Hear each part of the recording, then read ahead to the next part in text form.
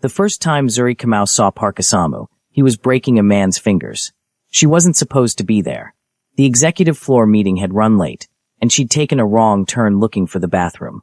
Now she stood frozen in a dimly lit corridor, watching through a half-open door as Seoul's most powerful CEO calmly, methodically, bent each finger of a sobbing man backward until they snapped. "I asked you a simple question," Isamu said, his voice conversational. Those tattooed hands, dragons coiling from wrist to knuckles, worked with surgical precision. "Where is my money?" The man screamed. "I don't have it. I swear I don't." Snap. Another finger. Zuri's stomach churned, but she couldn't look away. This was Park Isamu. Not the polished CEO from business magazines. This was something else entirely. "Wrong answer," Isamu said. "Let's try again." Zuri stepped backward, her heel catching on the marble floor.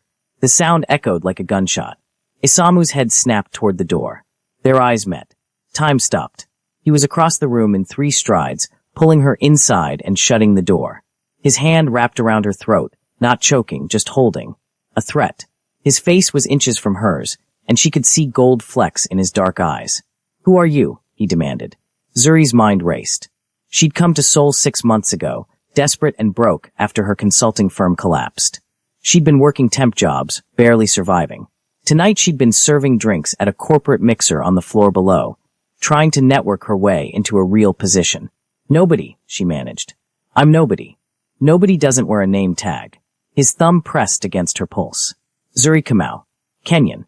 MBA from London. Currently unemployed and desperate enough to crash executive events. He'd read her name tag and deduced the rest in seconds. Brilliant and terrifying. "I wasn't crashing. I was hired to. Lie to me again, and I'll let Sato finish what I started with him." Isamu gestured toward the man still sobbing in the corner, cradling his broken hand. "Last chance. Why are you here?" Something in Zuri snapped. She was tired of being afraid. Tired of being desperate. Tired of men thinking they could intimidate her. "Fine. I came to this building to find you," she said, meeting his eyes. "I researched every major company in Seoul. Yours has the highest profit margins and the worst reputation, which means you're either brilliant or lucky. I bet on brilliant." His grip on her throat loosened slightly. "Keep talking. I've been trying to get a meeting with you for 3 months. Your assistants won't return my calls. Your HR department sends automated rejections. So yes, I crashed the mixer downstairs, hoping to catch you in an elevator or a hallway. I didn't plan on watching you torture someone. And now that you have," Zuri swallowed hard. "Now I know the rumors are true. You're not just a CEO. You're something much more dangerous." Isamu studied her face for a long moment. Then, impossibly, he smiled. "You're either the bravest woman I've ever met or the stupidest. Can't I be both?"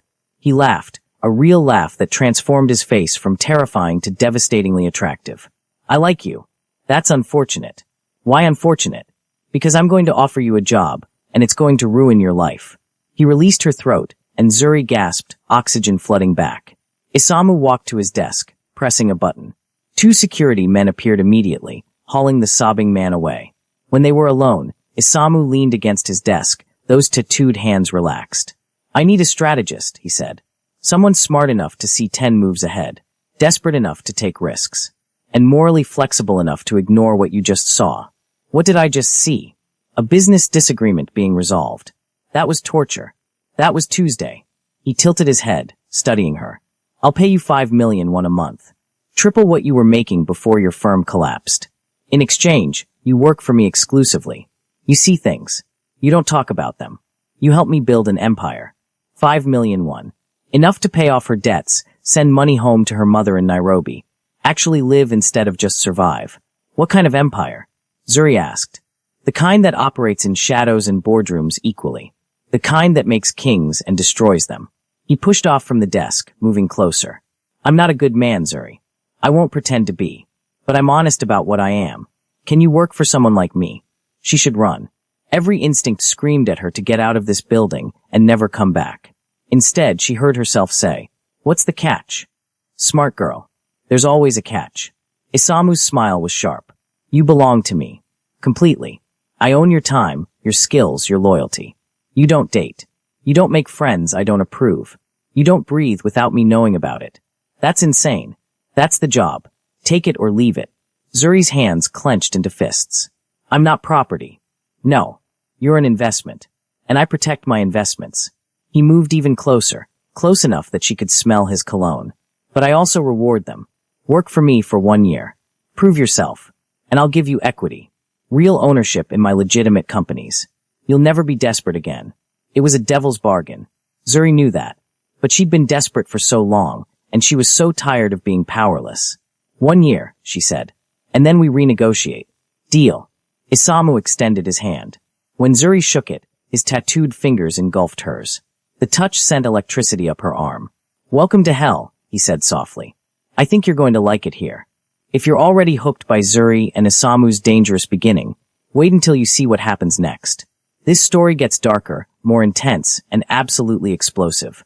But before we continue, if you're enjoying this story, smash that like button and subscribe so you never miss our next intense romance. Trust me, you don't want to miss what happens when Zuri discovers Isamu's darkest secret. Now let's get back to the story. The first month was brutal. Isamu worked her 18 hours a day, testing her limits. He'd wake her at 4 a.m. with calls about strategy changes. He'd keep her in meetings until midnight, then expect detailed analyses by morning. He was demanding, exacting, and completely impossible to please. But Zuri thrived on it. She restructured his supply chain, saving millions. She identified corrupt accountants and presented the evidence with surgical precision. She negotiated a deal with a Manila distributor that 3 other strategists had failed to close. And slowly, she began to understand the real business. Takeda Global was legitimate on paper. But underneath, there was another network. Shipping routes that moved more than consumer goods.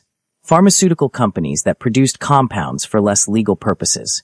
Real estate holdings that served as fronts and safe houses. Isamu wasn't just a CEO. He was a bridge between the legitimate business world and Seoul's criminal underground. His father's Yakuza connections, his mother's Chaebol dynasty, all woven together into something new and terrifying. Zuri should have been horrified. Instead, she was fascinated. You're staring, Isamu said one night. They were alone in his office, reviewing quarterly projections. It was past midnight. I'm thinking, Zuri corrected. About how you've managed to keep this empire hidden for so long. The legitimate businesses provide cover for the illegal ones. But it's more than that. You've created a symbiotic relationship. Each side needs the other to survive. Isamu's expression shifted. You see it. Of course I see it. I'm not stupid. No. You're brilliant. Dangerously so. He stood, moving around the desk toward her. Which is why I need to know something. What? Are you planning to blackmail me? Sell this information to competitors? The police. Zuri met his eyes. If I wanted to destroy you, I would have done it already. I have enough evidence to put you away for 20 years. Then why haven't you? Because I'm building something too. My own future. My own power. And you're the fastest route to get there. Isamu smiled, slow and dangerous. You're using me. We're using each other. That's the arrangement. I like your honesty. He was close now, close enough that she could see the individual scales on his dragon tattoos. But I need to know one more thing. What? Are you afraid of me? Zuri considered lying. But she'd learned that Isamu could smell lies like blood in water. Yes, she admitted. I've seen what you do to people who cross you. I'd be stupid not to be afraid. But you stay anyway. Fear is just information. It tells me what matters. It doesn't control me. Something flickered in Isamu's eyes. Respect, maybe. Or something darker. You're extraordinary, he said softly. Absolutely extraordinary. Then he did something unexpected. He reached out and tucked a loose strand of hair behind her ear. The gesture was gentle, almost tender, completely at odds with everything she knew about him. Zuri's breath caught. Don't, she said. Don't what? Whatever you're thinking. I work for you. That's all. Is it? His tattooed fingers traced her jawline. Because I think about you constantly. When I wake up. During meetings. Late at night when I can't sleep. You've gotten under my skin, Zuri. And I don't like it. Her pulse hammered. Then fire me. I can't. You're too valuable. His thumb brushed her lower lip. And too beautiful. And too fucking perfect for your own good. Isamu. He kissed her. It wasn't gentle. It was possessive, demanding, claiming. His hand slid into her hair, gripping hard, angling her head exactly how he wanted it. His other arm wrapped around her waist, pulling her flush against his body. Zuri should have pushed him away. Should have maintained professional boundaries. Should have remembered that Park Isamu was dangerous and broken, and completely wrong for her. Instead, she kissed him back. It was angry and desperate and electric. Years of loneliness and fear and hunger pouring into one moment. When they finally broke apart, both breathing hard, Isamu rested his forehead against hers. "I want you," he said. "Tonight on my desk. Every night. Tell me I'm not alone in this." Zuri's mind raced. This was insane. Crossing this line would complicate everything. Change everything. But when had she ever chosen safe? "You're not alone," she whispered. Isamu's smile was triumphant. He lifted her onto his desk, scattering papers and pens. His mouth moved to her neck, teeth grazing her pulse point. "Say it again," he demanded against her skin. "Tell me you want this." "I want this," Zuri gasped as his hands found bare skin under her blouse. "I want you." They had a steamy moment right there in his office, frantic and desperate. Isamu was possessive, demanding, his tattooed hands mapping every curve of her body. He kissed her like he was starving, touched her like he was memorizing her, whispered words in Korean and English that made her shiver. When they finally collapsed against each other, both trembling, Zuri felt the world tilt sideways. Nothing would ever be the same. "That was a mistake," she said, trying to catch her breath. "Probably." Isamu's tattooed fingers traced patterns on her bare shoulder. "But I'm going to make it again. And again. And again. This is crazy." "Yes." He tilted her chin up, forcing her to meet his eyes. "But I don't care. You're mine now, Zuri. And I don't let go of what's mine." The possessiveness should have scared her. Instead, it made heat pool low in her stomach. "I don't belong to anyone," she said. "You will." It wasn't a threat. It was a promise. "Give me time." But Zuri wasn't falling in love. Not yet. This was physical attraction, nothing more. She could control it. She could keep her heart separate from her body. That's what she told herself. Over the next 2 months, their relationship became an open secret. Isamu didn't hide his obsession. He kept Zuri close during meetings, his hand possessively on her lower back. He'd pull her into his office for strategy sessions that ended with her pressed against the wall, his mouth on hers, his hands everywhere. The other executives whispered, but no one dared confront Isamu directly. Zuri told herself this was just physical, just scratching an itch. She didn't have feelings for him. Couldn't have feelings for someone so dangerous. But then there were moments that cracked her defenses. Like when Isamu noticed she'd been working for 36 hours straight and personally drove her home, carried her to bed, and stayed until she fell asleep. Or when a rival CEO made a crude comment about her body during a negotiation, and Isamu calmly excused them both, then returned 20 minutes later with bloodied knuckles and a signed contract. Or when he brought her Kenyan coffee because he'd noticed the wistful way she looked at international grocery store displays. "I don't understand you," Zuri said one night. They were in his penthouse for the first time, naked and tangled in silk sheets after hours of intense lovemaking. "You're ruthless in business. You hurt people without hesitation. But with me. With you what? You're different. Gentle sometimes. Almost human." Isamu's laugh was bitter. "I'm not gentle. I'm obsessed. There's a difference. What does that mean?" He rolled on top of her, pinning her wrists above her head with one tattooed hand. His eyes were dark and intense. "It means I think about you every second of every day. It means I've killed 2 people in the last month for even looking at you wrong. It means I'm completely, utterly consumed by you." Zuri's breath caught. "That's not healthy. I never claimed to be healthy. I claimed to be honest." He kissed her, slow and deep, his free hand exploring her body with practiced skill. "I love you, Zuri. I've loved you since the moment you looked at me without fear. And I will destroy anyone who tries to take you from me." Love. He loved her. The words should have terrified her. Instead, they cracked something open in her chest. "I don't love you," she said, but her voice shook. "Liar." Isamu's smile was knowing. "But that's okay. You will. I'll make sure of it." He made love to her with devastating intensity, wringing pleasure from her body until she couldn't think, couldn't breathe, could only feel him. And somewhere in the haze of pleasure and possession, Zuri realized she was in trouble. Real trouble. Because part of her was starting to believe him. Starting to feel things she shouldn't. But she refused to admit it. Not yet. 3 months into their relationship, Zuri's carefully constructed walls began to crumble. It started with small things. The way her heart would skip when Isamu entered a room. The way she'd find excuses to touch him during meetings. The way she'd wake up reaching for him on the rare nights they spent apart. But she still wouldn't say the words. Wouldn't give him that power over her. Then came the night everything changed. Zuri was working late at her temporary apartment, the small studio she'd kept even after essentially moving into Isamu's penthouse. Her phone rang. Unknown number. Hello. Is this Zuri Kamau? A woman's voice. Korean accent. Cultured. Yes. Who is this? Someone who knows what Park Isamu really is. Meet me at Cafe Bora in Hongdae in 30 minutes. Come alone. If you value your life, you'll listen to what I have to say. The line went dead. Zuri sat frozen. Every instinct screamed trap. But curiosity won. She grabbed her jacket and headed out, not telling Isamu where she was going. She needed to handle this herself. The cafe was small, intimate, filled with university students. The woman waiting for her was elegant 50s, wearing designer clothes and an expression of cultivated hatred. Mrs. Lee, Zuri said, recognizing her from photos. The wife of the CEO Isamu had destroyed and sent to prison. Sit, Mrs. Lee commanded. Zuri sat, her spine straight, her expression neutral.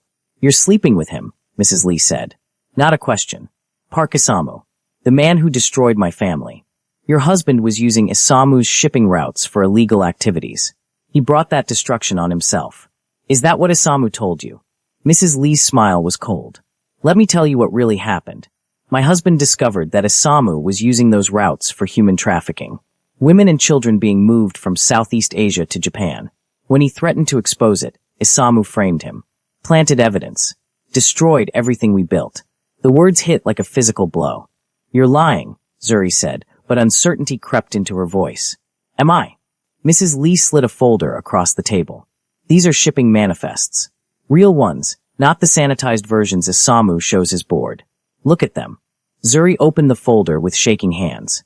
The documents inside were detailed. Shipping routes. Dates. Cargo descriptions that made her stomach turn. Women and children listed like products. Destinations in Japan's red light districts. If they were real. He's a monster, Mrs. Lee said softly. And you're helping him. How many women have suffered because of your strategies? How many children? Zuri felt like she was drowning. Why are you telling me this? Because you have access. You're his weakness. Help me bring him down, and I'll make sure you walk away clean.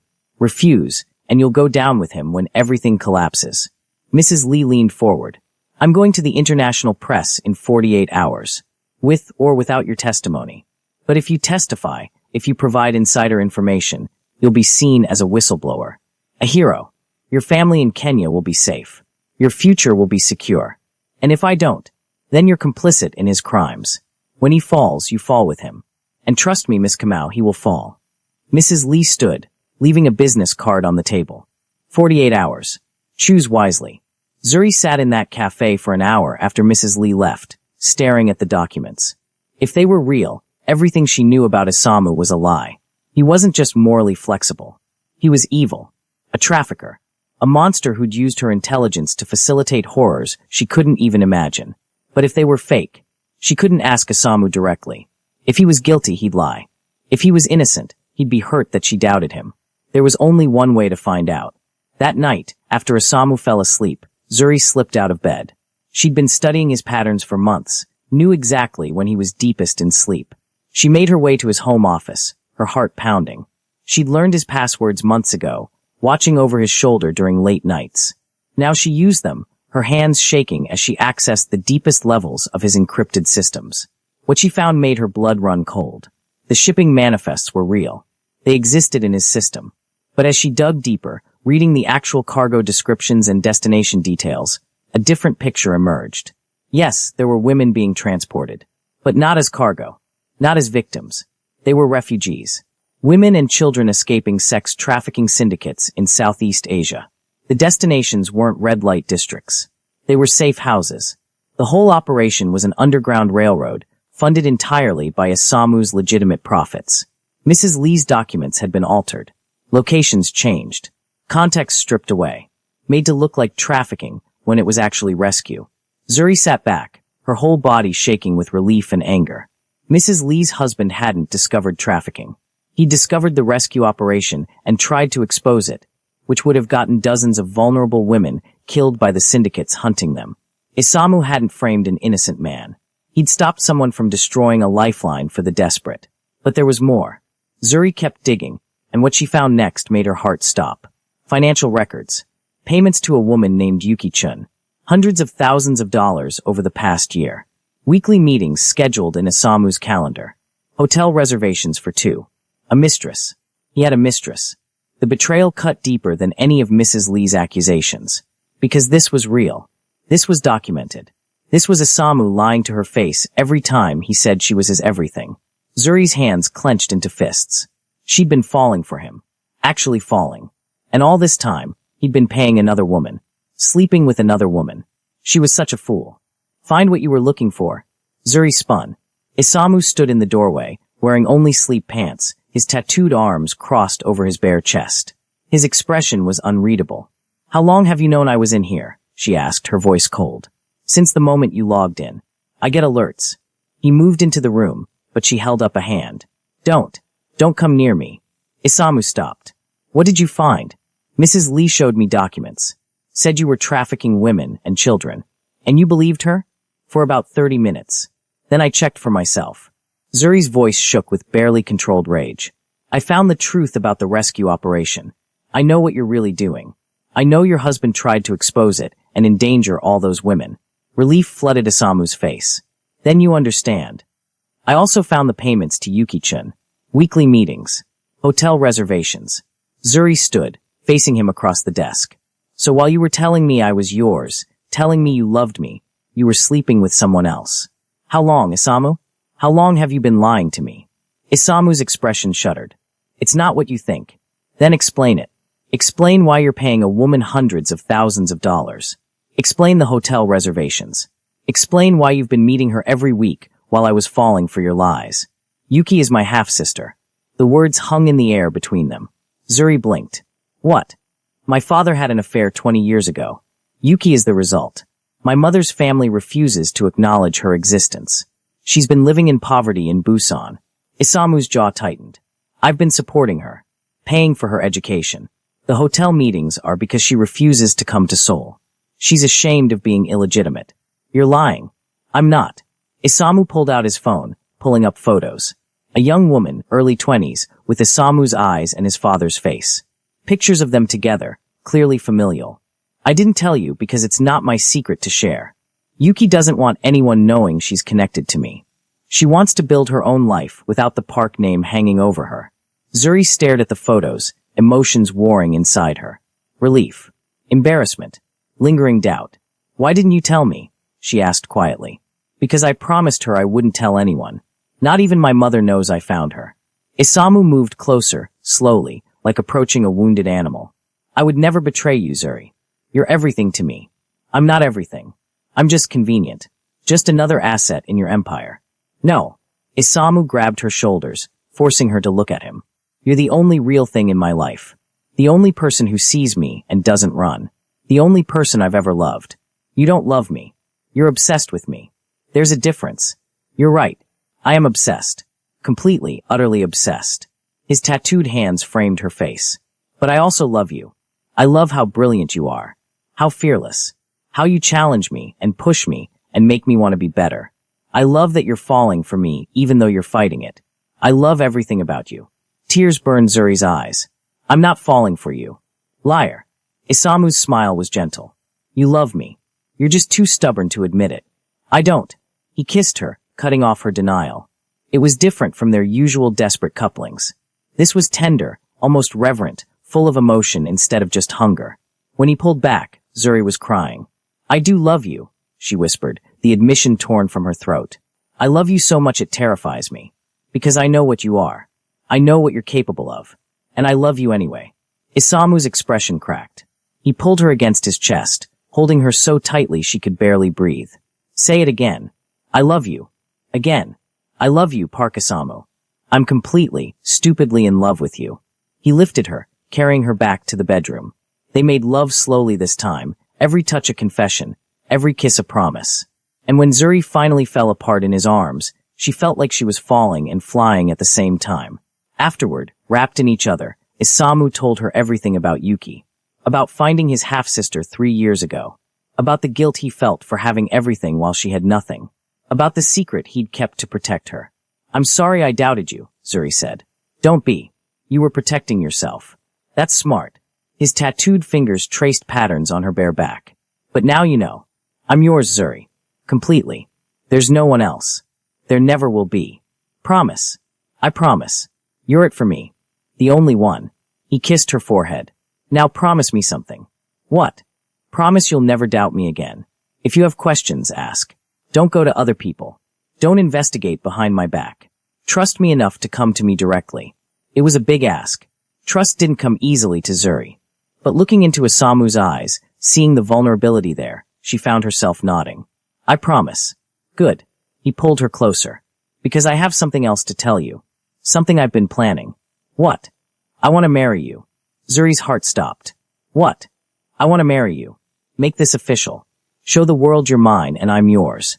He reached to the nightstand, pulling out a small box. I've been carrying this for 2 weeks, waiting for the right moment. He opened the box, revealing a stunning emerald ring surrounded by diamonds. Marry me, Zuri. Be my partner in everything. Help me build something that matters. Zuri stared at the ring, her mind racing. This was crazy. They'd only been together 3 months. She barely knew him. This was too fast, too intense, too much. But when she looked at Isamu's face, at the hope and fear and love shining in his eyes, she knew her answer. Yes, she said. Yes, I'll marry you. Isamu's smile was brilliant. He slid the ring onto her finger and kissed her again, and Zuri felt like her whole world had just realigned. She was engaged to Park Isamu, the most dangerous man in Seoul. The man she loved more than she'd ever loved anyone, and she had absolutely no idea what happened next. But the universe wasn't done testing them yet. The next morning, Zuri woke to find Isamu gone and a note on his pillow. Had to handle something urgent. Stay in the penthouse. Don't leave until I call. I love you. Something cold slithered down her spine. She tried calling him. No answer. She tried Sato. Voicemail. 2 hours later, her phone finally rang. Unknown number. Hello. Miss Kamau. A man's voice. Rough Korean. Your fiancé has something that belongs to us. If you want to see him alive again, you'll deliver it personally. Who is this? The Jong family. Isamu has been interfering with our business. He has 12 hours to return what he took, or we start sending you pieces of him. Starting with those tattooed hands you love so much. The line went dead. Zuri's hands shook violently. She immediately called Sato again. This time he answered. Miss Kamau. They have Isamu. The Jong family. They want something returned. A pause. We know. We're mobilizing now. Stay at the penthouse. We'll handle this. No. Tell me where they're holding him. Miss Kamau, that's not. Tell me or I swear to God I'll find them myself and get us both killed. Another pause. Then Sato gave her an address. We'll be there in 40 minutes. Do not go in alone. 40 minutes. I'll meet you there. Zuri hung up and immediately started preparing. She grabbed the gun Isamu had given her last month, the one he'd taught her to shoot during late-night training sessions. She changed into dark clothes. She pulled her hair back tight. Then she called Mrs. Lee. Miss Kamau, Mrs. Lee answered, surprise in her voice. I didn't expect to hear from you so soon. You want to destroy Isamu? Help me save him first. Then you can have your revenge. Why would I help you? Because the Jong family has him. And if they kill him, you don't get your public trial. You don't get your vindication. You just get a dead man and no justice. Mrs. Lee was quiet for a moment. What do you need? Access to the building where they're holding him. You have connections with the Jong family. I know you do. Get me inside. And then I save him. And you get your testimony. I'll tell the press everything. But only after he's safe. It was a lie, but Mrs. Lee didn't need to know that. 20 minutes, Mrs. Lee said. I'll get you access. But after this, we're done. You owe me. Done. 20 minutes later, Zuri stood outside a warehouse in Incheon. Mrs. Lee had been true to her word. The side entrance was unlocked. No guards visible. Too easy, Zuri thought. But she didn't have time to question it. She slipped inside, gun drawn, moving through shadows. The warehouse was massive, filled with shipping containers and industrial equipment. Perfect for hiding someone. Perfect for torture. She heard voices ahead. Korean. Angry. Zuri crept closer, peering around a container. What she saw made her blood freeze. Isamu was chained to a support beam, his shirt torn and bloody. His face was bruised, one eye swollen shut. 3 men surrounded him, one holding a knife. But that wasn't what stopped Zuri's heart. It was the 4th person in the room. Sato. Isamu's head of security. His most trusted man. standing with the Zhang family, laughing as they tortured his boss. Betrayal. Complete betrayal. How much longer do we wait? One of the Zhang men asked in Korean. Until the girl arrives. Sato replied in the same language. She'll come. She's stupid enough to love him. When she does, we kill them both. The Zhang family gets control of his operations. I get his money. Everyone wins. Except them. Another man laughed. Zuri's mind raced. Sato had betrayed Isamu. Had probably orchestrated this entire thing. And she'd walked right into the trap by calling him. She had maybe 5 minutes before Sato's team arrived. 5 minutes to save Isamu or die trying. She checked her gun. 8 bullets. For men. Not great odds. But Zuri hadn't survived this long by playing it safe. She stepped out from behind the container. Looking for me? She called in English. All 4 men spun. Sato's eyes widened. Miss Kamau. You're early. Traffic was light. Zuri kept her gun trained on him. Let him go. Sato laughed. Or what? You'll shoot me?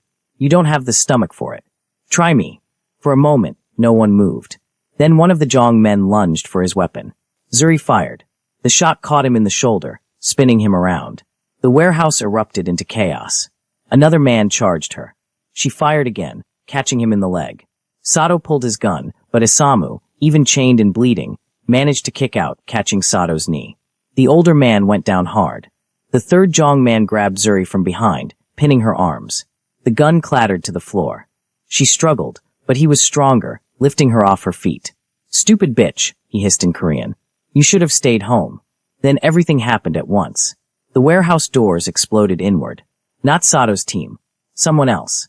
Men in tactical gear, moving with military precision. Gunfire erupted. The man holding Zuri released her, reaching for his weapon. She dropped, rolled, grabbed her gun, and fired upward. The shot caught him in the chest. He went down hard. When the smoke cleared 30 seconds later, all 3 Zhang men were dead or incapacitated. Sato was on his knees, surrounded by tactical team members, his hands zip-tied behind his back. And standing in the doorway was Park Seo-yeon, Isamu's mother, flanked by a dozen of her own security personnel. Nobody touches my son, she said coldly in Korean, then switched to English, looking at Zuri. And nobody touches the woman he loves. Zuri's legs nearly gave out.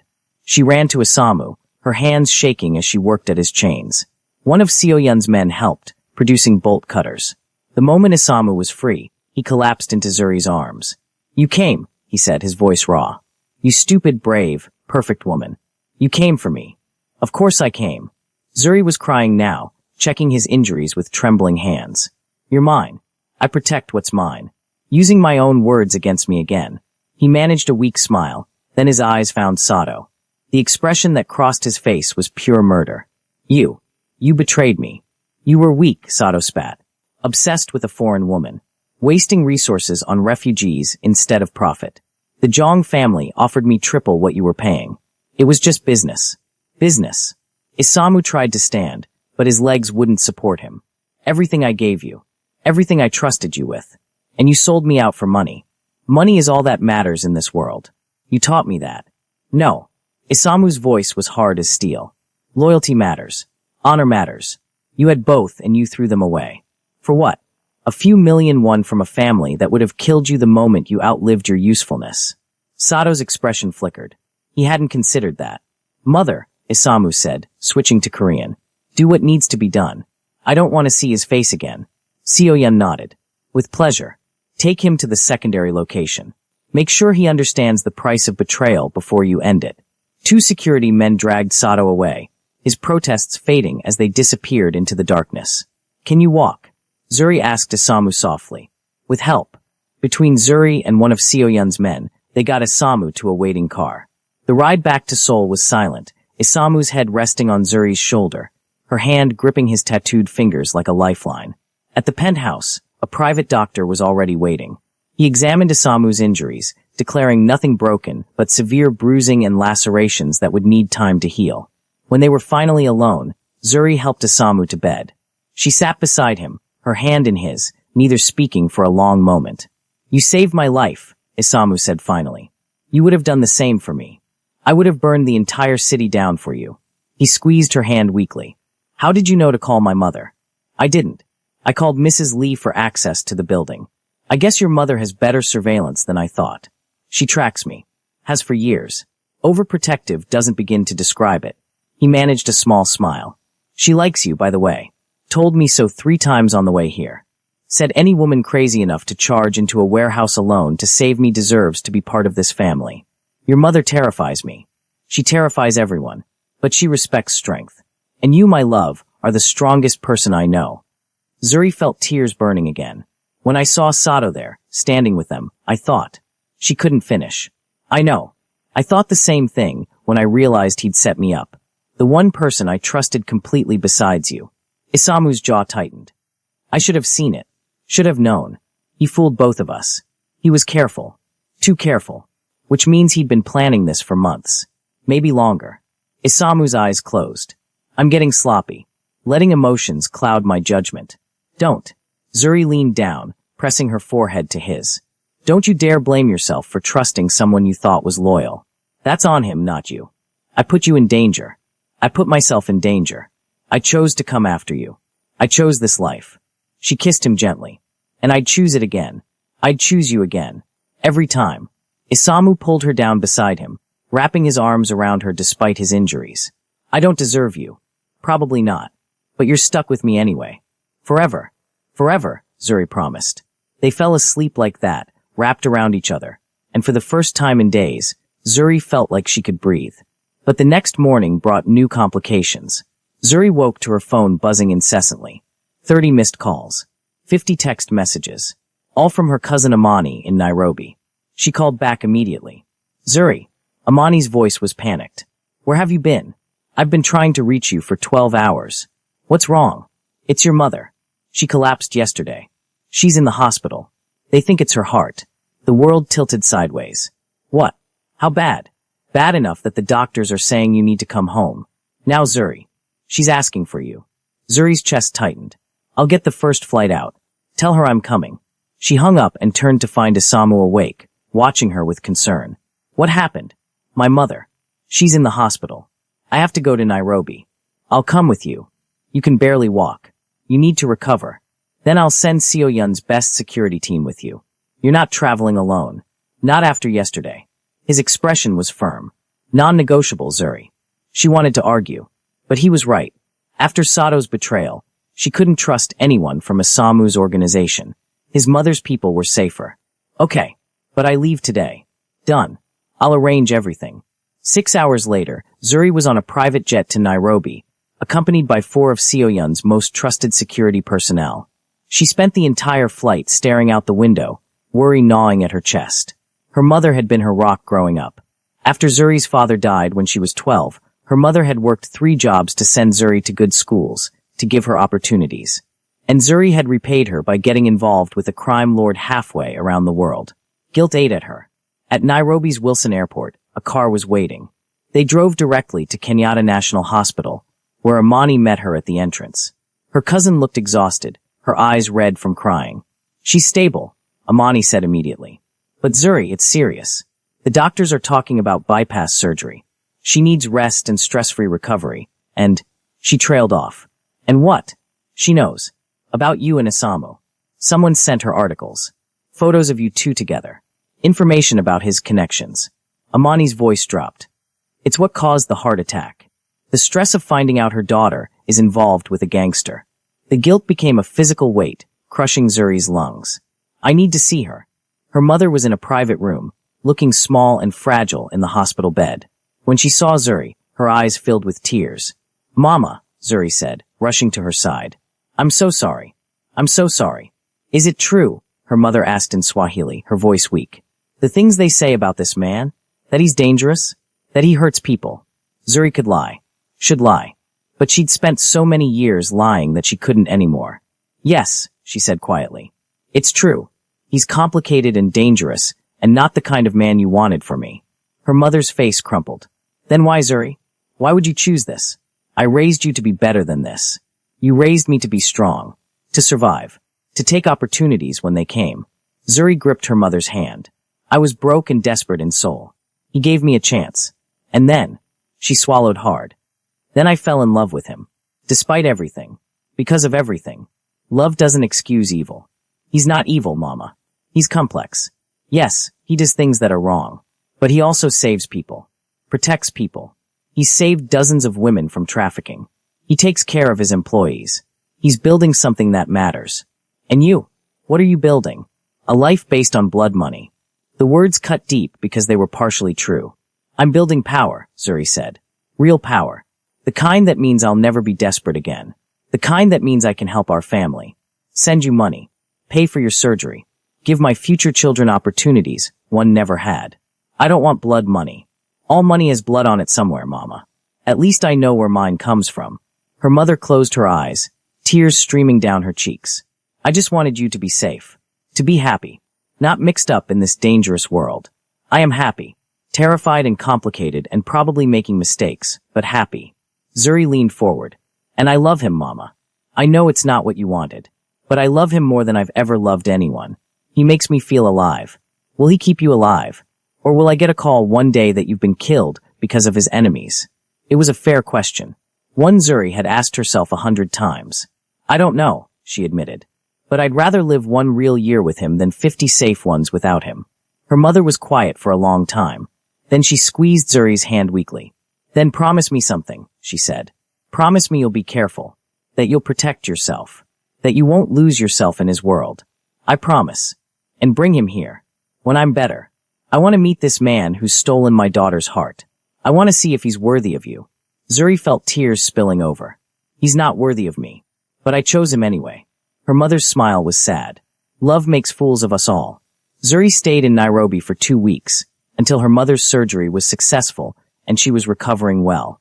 During that time, she and Isamu talked every day. Sometimes for hours, him telling her about rebuilding his security team, her telling him about her mother's progress. I miss you, he said on the 10th day, his voice rough with exhaustion. The penthouse is too empty without you. I miss you too. But I need to be here. I know. I'm not complaining. Just stating facts. I don't sleep well without you. You don't sleep well anyway. True. But I sleep better with you. A pause. Your mother's surgery went well? Yes. She's recovering. Stubborn as ever. She raised you. Of course she's stubborn. Isamu's voice softened. She wants to meet me. She does. Are you ready for that? To meet the mother of the woman I love? The woman who raised the most extraordinary person I've ever known? Absolutely terrified. Zuri laughed. Good. You should be. She's scarier than you. I believe it. On the 15th day, Zuri's mother was discharged. Zuri got her settled at home with Amani promising to check on her daily. Then it was time to return to Seoul. At the airport, her mother hugged her tightly. Come back soon, she said. And bring him. I want to see the man who makes my daughter glow like this. Glow. You're happy, Zuri. Really happy. I can see it in your eyes. So yes, bring him. Let me judge for myself if he's good enough for you. He's not. But I love him anyway. Her mother smiled. That's usually how it works. The flight back to Seoul felt endless. But when Zuri finally walked into the penthouse at 2 a.m., Isamu was waiting. He looked better. The bruises had faded to yellow. He moved without wincing. But it was his expression that caught her breath. Pure, unfiltered relief. You're home, he said. I'm home. He crossed the room in 3 strides, pulling her into his arms. I thought about flying to Nairobi every single day. About showing up and proving to your mother I'm not a complete monster. You're not a monster. You're complicated. Diplomatic way of putting it. He pulled back just enough to look at her. How is she really? Recovering. Stubborn. She wants to meet you. I know. You told me. I'm terrified. Good. She's terrifying. Zuri smiled. But she gave us her blessing. Sort of. In a very conditional way. I'll take it. Isamu kissed her forehead, then her cheeks, then finally her mouth. I missed you so much. This place was empty without you. I missed you too. Every day. Every night. He lifted her then, carrying her toward the bedroom. Then let me show you exactly how much I missed you. They made love slowly, tenderly, relearning each other after 2 weeks apart. And when Zuri finally fell apart in his arms, she felt like she was home. Really home. Not Korea or Kenya, but right here, with this man. Marry me soon, Isamu said afterward, his tattooed fingers tracing patterns on her bare back. I don't want to wait. I want everyone to know you're mine. How soon? 6 weeks. I've already started planning. Korean ceremony and Kenyan traditions. Your mother can come if her doctor clears it. I'll fly your whole family here. Whatever you want. 6 weeks is fast. I've waited my whole life for you. 6 weeks feels like forever. Zuri smiled against his chest. Okay, 6 weeks. But I get input on everything. This isn't just your wedding. Our wedding. And you can plan every detail. I just want to be there when you say yes. I already said yes. Say it again. I like hearing it. Yes. Yes, I'll marry you. Yes to everything. Isamu's arms tightened around her. I love you, Zuri Kamau. More than I've ever loved anything. You've turned my world upside down, and I wouldn't change a single moment. Even the warehouse torture? Even that. Because you came for me. You saved me. You proved that what we have is real. It is real. Terrifying and complicated and probably doomed, but real. Not doomed. We're too strong to fail. He kissed her deeply. We're going to build something incredible together. An empire that matters. A family that lasts. A love that survives anything. Promise. Promise. The next 6 weeks were a whirlwind. Wedding planning consumed Zuri's days. She worked with planners to blend Korean and Kenyan traditions, creating something unique and beautiful. She flew her mother and younger sister to Seoul 3 weeks before the ceremony, putting them up in a luxury hotel and introducing them to Isamu. That meeting was tense at first. Her mother studied Isamu with the intensity of a general surveying an enemy. He bore it with grace, answering her questions honestly, never trying to hide what he was. You hurt my daughter and I'll kill you myself, her mother said finally in English. I'd expect nothing less, Isamu replied. But I won't hurt her. I'd die first. See that you remember that. By the end of the visit, her mother was cautiously approving. He's not what I wanted for you, she told Zuri privately. But I see how he looks at you. Like you're the sun, and he's been living in darkness. Maybe that's enough. It's enough for me, Zuri said.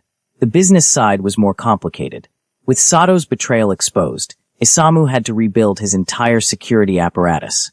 He promoted carefully, bringing in people his mother recommended, running extensive background checks. And through it all, their relationship deepened. They learned to communicate better, to trust more fully.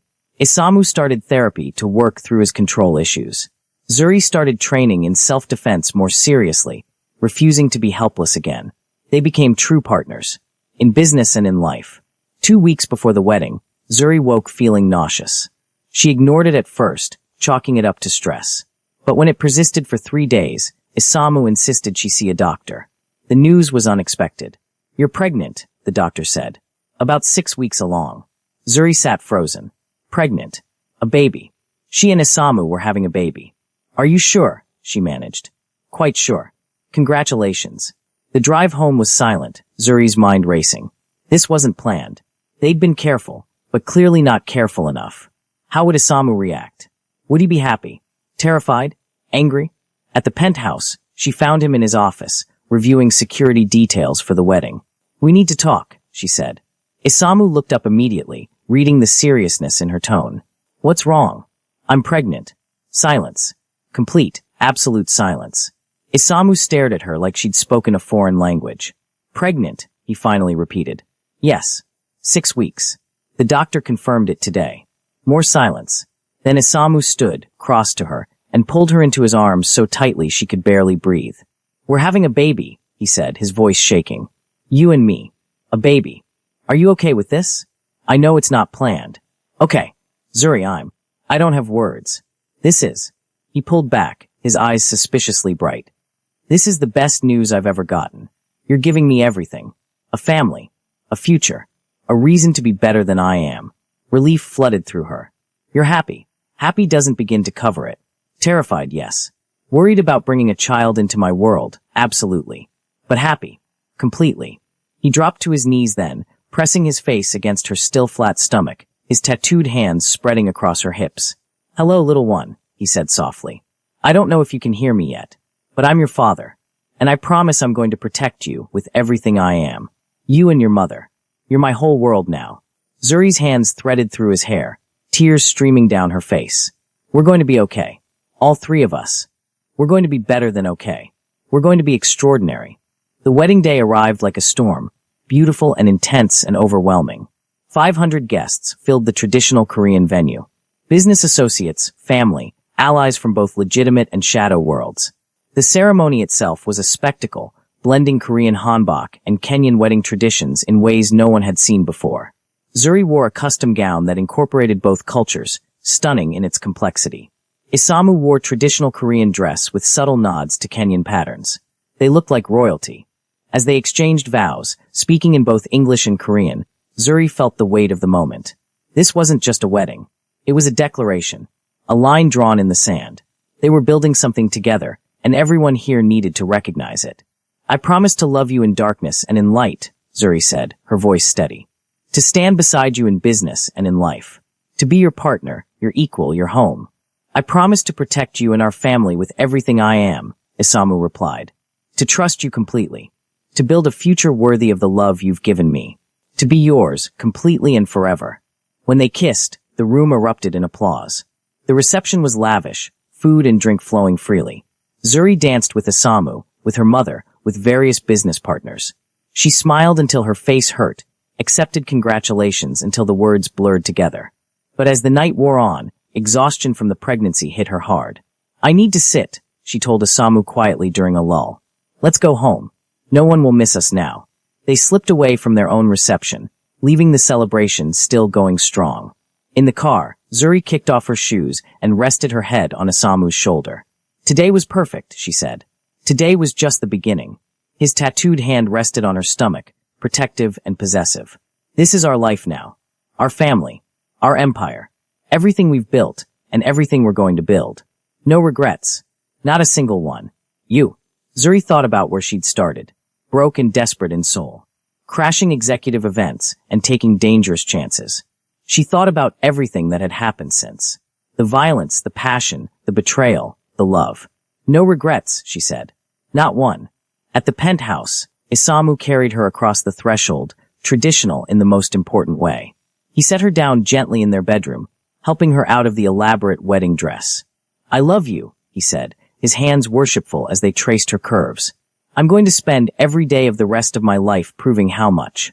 Show me now, Zuri said. He did. Slowly, tenderly, reverently. They made love as husband and wife for the first time, and it felt different. More binding. More permanent. More real. Afterward, wrapped in each other and expensive sheets, Isamu's hand rested on her stomach again. Boy or girl? He asked. Does it matter? Not even a little. As long as they're healthy and they have your strength. And your intelligence. Deal. He kissed her forehead. Thank you. For what? For taking a chance on me that first night. For not running when you saw what I really was. For loving me despite everything. For giving me this life. His voice was thick with emotion. You saved me, Zuri. I was lost before you. Now I'm found. We saved each other, Zuri corrected. I was lost too. We just found our way together. Together, Isamu agreed.